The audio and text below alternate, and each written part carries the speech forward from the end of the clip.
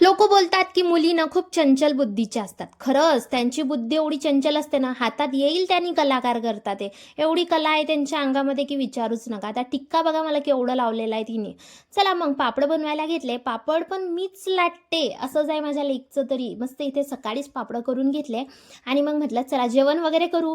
अरे इथे जेवण वगैरे जिरत नाही माझ्या पोटातलं, तोपर्यंत माझ्या नवऱ्याच्या पोटात कावडे काव काव करतात. सांगा. पटकन इथे मस्त पास्ता सोप्या पद्धतीनं बनवायला घेतला. कांदा, टमाटर, बेसिक मसाले टाकून छान असा पास्ता तयार केला मी. आता मला याच्यात एक नवीनच गोष्ट समजली, की माझ्या नवऱ्याला पास्त्यावरती निंबू लागतं खायला. कोण कोण खातं रे बाबा असं? पास्त्यावरती निंबू कोण निपवतं आणि कोण खातं? मला याचा प्रश्न आहे बरं का. आता चला म्हटलं जाऊ दे. नवऱ्याने सांगितलं ना तर टाकूनच द्यायचं. तो म्हणतो तसंच करायचं. जास्त लोडच घ्यायचा नाही अजिबात बे. मस्त पास्त्यावरती निंबू टाकून दिला.